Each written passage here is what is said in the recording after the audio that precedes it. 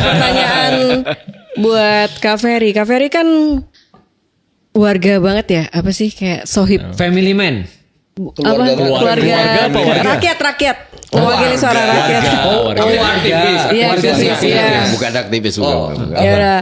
Jadi lebih pertanyaan gini sih, kan kita sebagai warga 62 itu kan pasti punya sifat-sifat yang mungkin sulit dirubah, yang mungkin bisa menghambat perkembangan di Indonesia lah.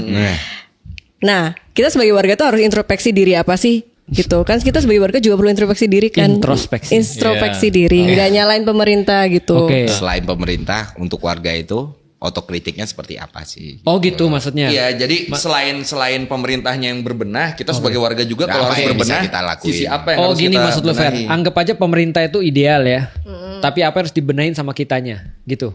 Juga sih. Gimana sih pemerintahnya? Enggak. Menurut dia gini loh, pemerintah nih udah oke kita kritik, tapi Iya. dari sisi warga ada yang salah juga gak? Oh gitu, Fer. Iya, maksudku kok ini. Jangan-jangan kritik malah lebih banyak Memang salahnya Koi gitu. yang lebih memahami Feren memang di Feren sini. translator. Jadi translator gitu Ini ya. memang Fungsi dari gue itu awal doang. Dari translator. season 1 fungsi gue translator kedua, dua arah aja. Jadi kalau pemerintah nih ada salahnya, tapi kita juga ada salahnya pasti. Nah apa salahnya kita gitu ya? Benar. Oke. Ya kalau kita masyarakat ya, kita kan semua beda ya. Ya. Ini itu kan bingung kan. Jadi maksudnya kita semua beda dan kita semua punya ruang untuk otokritik kan. Ya. Ya Reman, Ustadz Felix, Koi, Feren, apalagi gua banyak banget gitu. Dan sebenarnya tergantung kitanya sendiri. Ada masalah personal, ada masalah struktural. Ya. Struktural itu problem yang harus diberesin sama government kita. Kenapa mereka harus ngeberesin? Karena itu tugas dan tanggung jawab mereka Ya. untuk menyelesaikan berbagai problem struktural, karena tidak bisa terselesaikan di berbagai masalah individu. Nah, masalah personal ya balik lagi ke kita. Misalnya kayak gue malas makan gitu dan akhirnya sakit. Nah, itu susah. Kalau orang mah kebiasaan ini penyakit lu yang buat. Tapi kayaknya harus orang yang salah deh. Yeah, Nah, betul. itu yang seringkali jadi tempat di mana dari masing-masing kita harus melakukan koreksi gitu. Misalnya kayak gini, yang paling sering itu kan batasan-batasan antara problem struktural dan personal kan. Yeah. Misalnya kemiskinan atau kesulitan gitu. Kemiskinan itu lahir dari problem struktural. Betul. Anggapannya seperti itu dan banyak yang merasa kayak gitu. Nah, untuk bangkit dari kemiskinan, orang itu ada yang di level ekstrim kayak gue nggak harus ngapa-ngapain. Ini tanggung jawab pemerintah. Gue nggak perlu kerja, pemerintah harusnya bikin gue. Kalau gua miskin, yang salah pemerintah. Iya, nah kayak gitu. Tapi sebenarnya kan ada upaya personal yang bisa dilakukan untuk memperbaiki keadaan yang udah rusak dari struktural ini. betul. Nah, itu yang sering kali orang lain mix and match-nya tuh suka beda tuh, gitu. Suka bermasalah, suka nggak klop. Nah, seperti itu. Jadi sebenarnya yang bisa dilakukan ya memperbaiki kehidupan personal kita. Itu aja udah cukup. Makanya tadi balik lagi, selama kita nggak mengganggu kehidupan orang lain dan bisa bermanfaat buat orang lain, bukan cuma kita yang bakal senang, semua orang juga bakal senang gitu. Betul. Kalau kita pakai manusia kayak misalnya masyarakat tuh harus A B C D E F G H I J K L M N O P Q R S T U gitu kan ya. Ya belum tentu orang menghadapi kondisi dan situasi yang berbeda gitu. Misalnya anggapan anak muda tuh harus kerja keras gitu. Banyak yang kerjanya sangat keras, Tapi resultnya cuma 10. Ada yang udah dari brojol lahir aja resultnya 1 juta tanpa ngapa-ngapain gitu Iya kan. sih, ada sih. Sekarang menempati posisi yang cukup bagus. Gue tahu Fluid siapa mana nih nih. fluid nih? Konteksnya itu kan berbeda gitu kan. Iya. Jadi kayak ada yang ketika dia bisa ngehasilin sebulan itu 5 juta adalah sesuatu yang besar banget. Ada yang ngerasa kehancurannya adalah ketika cuma ngehasilin 5 juta. Jadi menaruh output di dalam situasi seperti ini agak sulit sebenarnya. Makanya balik lagi, kalau ditanya kayak gimana orang bisa enak hidupnya gitu lah, atau kayak gimana yang bisa dibenahi, ya orang-orang harus belajar, orang-orang harus paham kita nggak bisa memenangkan semuanya dalam hidup kan. Kita hidup dalam pilihan gitu. Kalau aku memilih untuk para pendidik. Oke. Menurutku sih problematika Indonesia itu terlepas daripada pemerintah ya. Kritiknya itu selalu adalah kita itu tidak menganggap bahwasannya prioritas untuk pada para pendidik itu penting. Nah, akhirnya tidak terjadi proses pendidikan itu. Nah, ketika nggak terjadi proses pendidikan, ya udah bola salju itu bergulir tuh.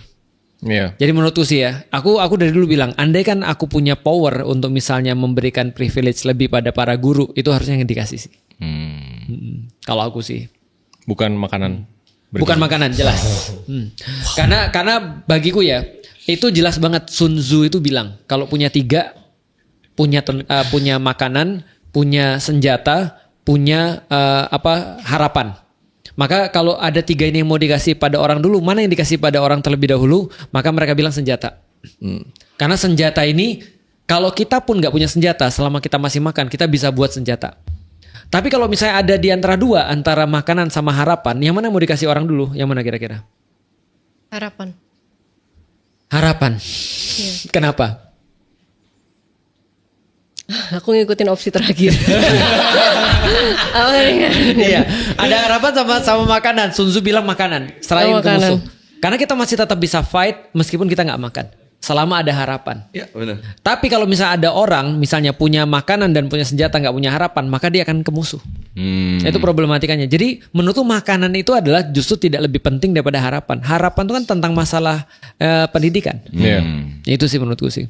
Jadi dalam konteks pemerintah yang sekarang, Harusnya yang mereka lakukan ya. Nah ini kalau udah melibatkan pemerintah, dia harusnya memprioritaskan para pendidik daripada makanan. Daripada makanan. Walaupun Jelas. bergizi, Walaupun gratis. bergizi.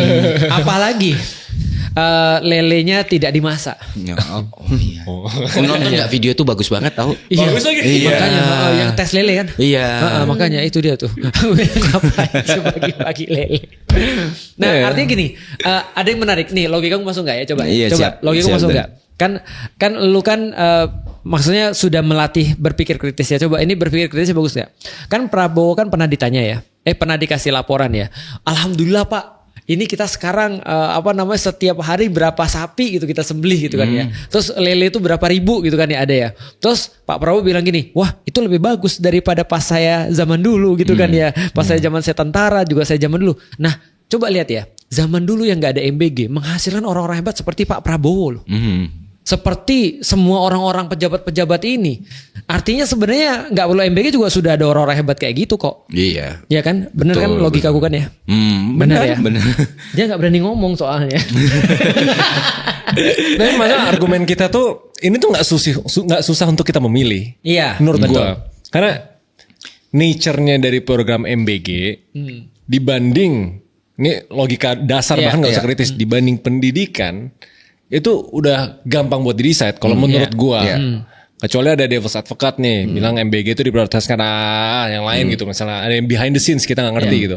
Itu kan selalu argumennya mereka pas kita kritik BOP, Iya, kita betul. kritik apa, kan selalu kayak ya kita cuma lihat dari sisi pandang ini, Benar. yang bisa lihat publik, Tapi kita tidak nggak dari tahu di mereka. belakang layar ada ancaman apa, Betul. ada reward apa, ada Apa posisi maksudnya strategis menurut apa. Anda Bapak Prabowo diancam? Nah saya tidak tahu, saya tidak tahu. Nah kalau menurutku ya ini sebenarnya balik lagi kenapa kita ngelihat sesuatu itu dari angka dan result ya? Karena kan gampang diukur sebenarnya. Iya sih. Multiplier efeknya rendah dah sih. Iya. Kondisi ekonomi kita lagi butuh fleksibilitas fiskal yang Betul. luas gitu. Iya. Dan kalau kita paksain sekarang apakah kebermanfaatan ini dibutuhkan? Iya. Apakah orang ini butuh? Kenapa nggak diprioritasin kepada yang mereka yang membutuhin gitu? Benar.